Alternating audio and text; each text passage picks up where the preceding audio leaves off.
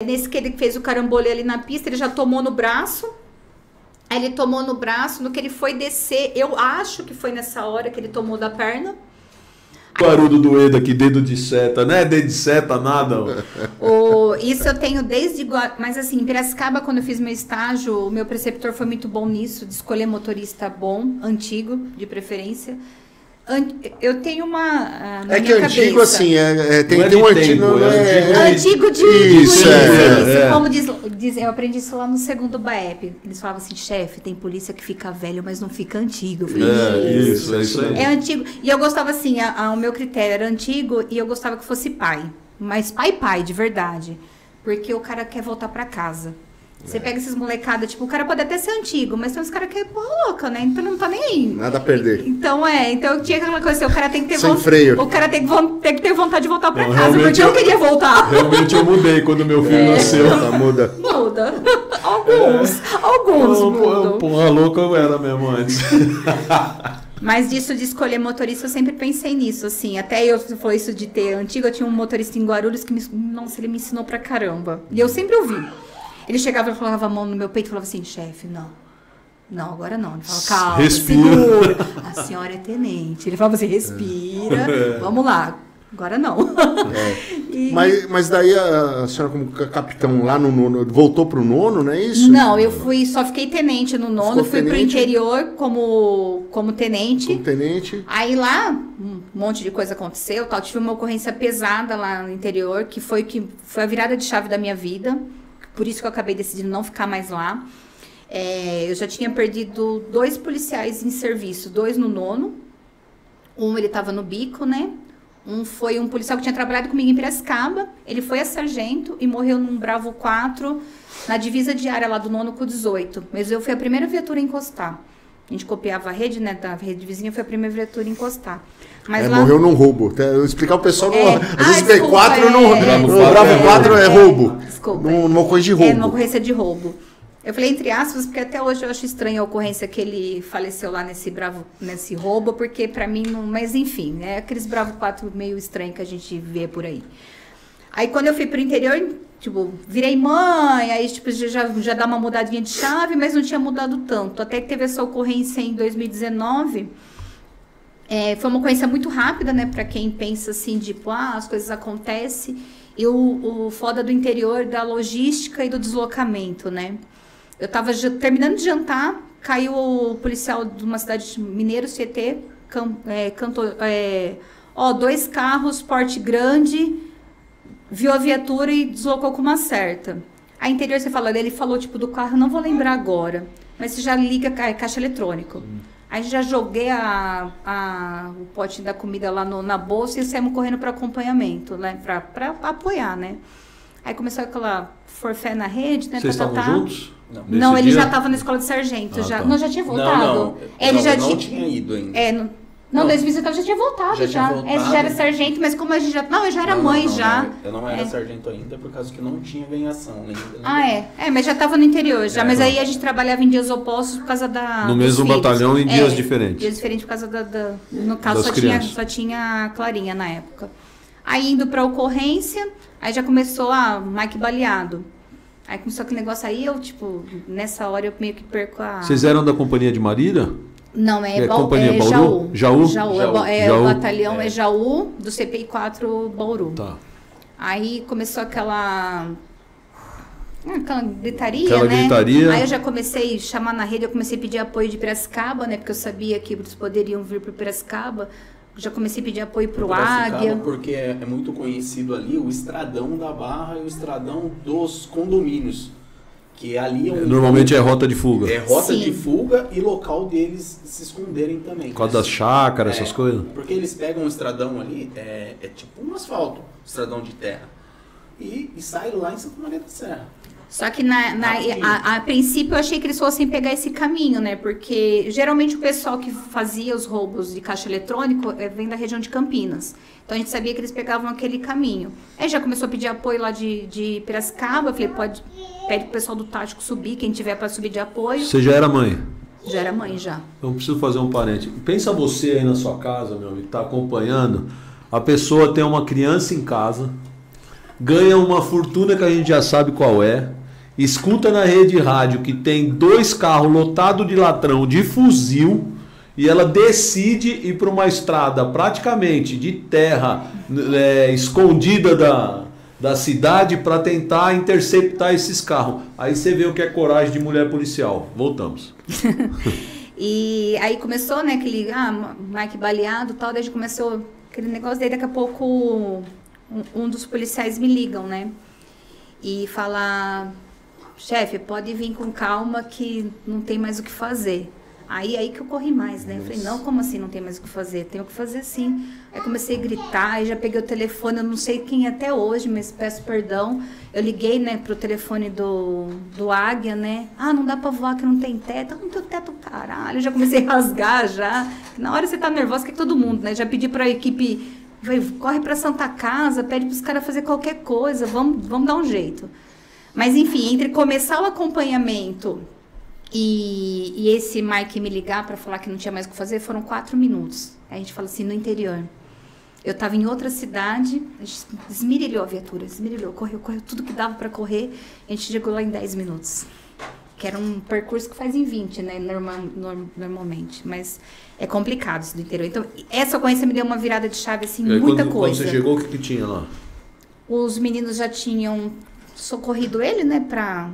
Mas 3 tiros de fuzil, não tinha o que fazer mesmo. Ele estava na viatura, foi assim, viatura do 01 e 2? Foi assim, quando... Só balearam um, vou explicar o outro conseguiu Deus, vou explicar certinho como foi a ocorrência. No que ele pediu acompanhamento, era uma cidade, uma viatura só, uma cidade pequena, eles começaram a acompanhar. Nisso, essa viatura que era de 2 córregos, veio no apoio, eles vieram no contrafluxo.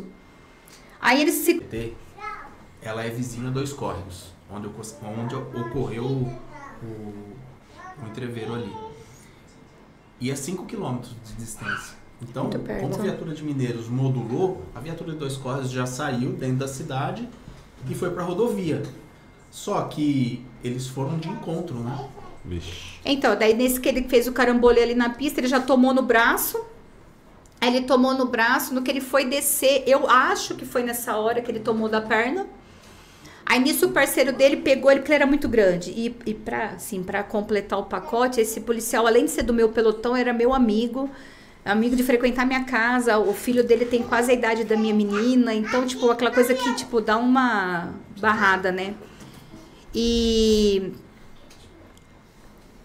Sumiu. Então, assim, aí no que ele tomou o tiro na perna... Aí o parceiro dele pegou e foi tentar puxar ele pra trás da viatura. E ele era muito grande, né? Aí o parceiro dele arrastou ele pra trás da viatura. E nisso a gente acha que ele já tomou o terço, porque na hora que colocou ele, né? Porque o policial também precisava se abrigar, né? Trocar tiro nem dá pra trocar, né? Porque com uma .40 você vai fazer o quê? A CT-30 travou. Ele morreu com a CT-30 travado no peito. E ele, no que colocou ele no chão, provavelmente foi na hora que veio o último tiro que acertou a cabeça dele. Aí nisso a viatura que estava vindo atrás já bateu, a viatura veio atrás, quase que bateu, né? Foi muito rápido, né? Jogou pro meio do mato. No que jogou pro meio do mato, eles tentaram fazer um fogo de contenção ali.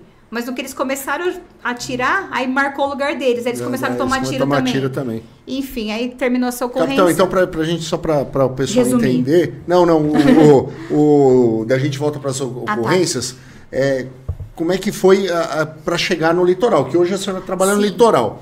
Daí voltou para São Paulo, nessa época que era tenente, voltou para São Paulo. Foi para o interior e voltou depois. Então, não. Que momento que você voltou para São Paulo? Eu não voltei mais para São Paulo. Não, eu fiquei 10 anos em São Paulo como praça e como oficial, daí eu fui para o interior. Aí eu falava que foi a minha virada de chave, foi essa ocorrência. Aí, tipo, deu uma bagunçada na cabeça, né? Porque daí você começa algumas coisas que acontecem... Repensar toda a carreira, né? Toda a carreira e algumas coisas que acontecem no sentido de... Eu não sei como eu vou falar. Algumas coisas que, assim, eu sou oficial, mas antes de ser oficial eu sou um ser humano. Sim. E algumas coisas não entravam na minha cabeça. E eu falei assim, não tá dando para trabalhar. Não tá dando para trabalhar aqui, algumas coisas não tá dando e pronto. Ali a tropa, que eu falei assim, a tropa da minha cidade, que é da cidade que esse policial faleceu, todos me viram nascer. Eu falei, meu pai é 79 milhões. Eram policiais ali que ou cresceram junto comigo, ou estavam junto comigo. Então, algumas coisas que depois dessa ocorrência, mudou muito na minha cabeça. Eu falei, não, eu tenho que trabalhar do jeito que eu acho que é certo. Mas isso é com todo mundo, né? A gente entra de uma forma e depois vai saindo de outra forma. Mas em que momento que daí saiu lá do interior, depois dessa ocorrência? A ideia foi dando a mira de chave, foram acontecendo algumas coisas assim que pra mim não tava legal lá no interior. Eu falei assim, eu quero procurar um lugar pra trabalhar, que tenha vaga pra mim na minha promoção.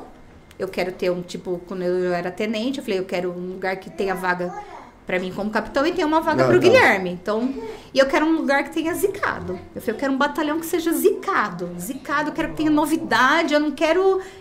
Vocês estavam comentando aí, parece que quanto mais é zicado, mais difícil o batalhão é ali, é mais gostoso de trabalhar. Sim. E era isso que eu queria, eu quero um batalhão com problema. Sou policial, eu vim no mundo resolver problemas. Mas sempre querendo trabalhar na rua. Sempre querendo trabalhar, ser operacional. É que assim, eu já tava como mãe, não vou mentir, já beirando a capitão, eu já sabia que a minha função eu ia estar numa DM, mas até então eu fui CFP a minha vida toda. A minha vida toda eu fui CFP. Aí, por fim, calhou, eu falei, vou escolher, vou vir pra Praia Grande e tal, que eu conhecia um amigo meu, tem até no Canto do Forte. Tem um prédio lá no Canto do Forte, ele ia me emprestar o apartamento dele e tal, mas assim, coisas da vida. Por fim, surgiu um convite para ir pro CPI. Aí foi o Coronel Cássio, na época, que me convidou, era pra ser o P5 dele. Caramba. Aí eu vim pra ser o P5 dele, só que no meio do caminho ele foi transferido. Ele foi transferido para São Paulo e estava outro comandante lá. E o outro comandante não gostava de P5. E ele extinguiu o P5 e eu não tinha onde ficar. E como eu tinha vindo para a vaga do segundo BAEP, eu acabei ficando no segundo BAEP 6 meses, aguardando a minha promoção para eu ir pro batalhão que eu queria. Só que eu falo que Deus é muito providencial na minha vida. Esses 6 meses que eu fiquei ali no BAEP, obviamente administrativo, né? Ninguém vai achar que eu fui querer bilar lá, não tinha nem como, ainda mais no segundo BAEP.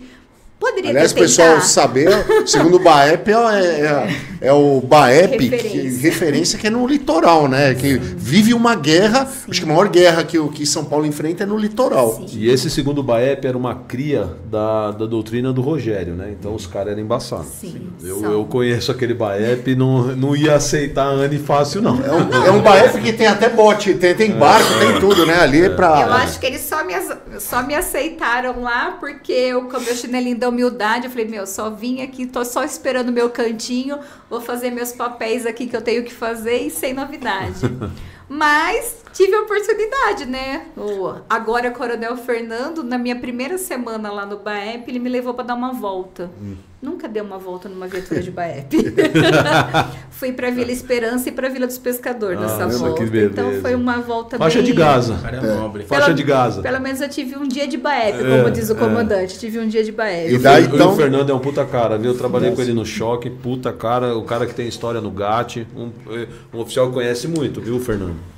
Tá no lugar certo, né? O litoral foi bem composto, né, por essa gestão para poder enfrentar o crime lá, e nós vimos aí nessas últimas operações Escudo. E daí a senhora ficou lá como capitão, lá na verdade foi pro 39, né, que é São Vicente. Do CPI foi pro 39. Eu já só fiquei no BAEP, aí do BAEP eu fui pro PPJ, porque criou o PPJ na época ainda como tenente, mas aí 1 mês de PPJ eu engravidei. Aí eu pedi pro comandante, já estava outro comandante, eu falei, comandante, eu quero trabalhar no 39. E todo mundo estalou o olho, né? Porque em tese, assim, é a área mais complicadinha da Baixada. Não, o comandante já falou, ela deve estar em algum estado porperal, algum problema ela tem, quer ir pro problema. A menina tem problema, ela quer ir pro 39. Mas é porque era perto de casa e porque também todo mundo falava, é a pior área da Baixada. Eu falei, então deve ser legal trabalhar aí. Aí fui eu trabalhar no 39, estou feliz lá. E como eu brinco com o comandante, quero me aposentar lá. Se Deus quiser. Agora deixa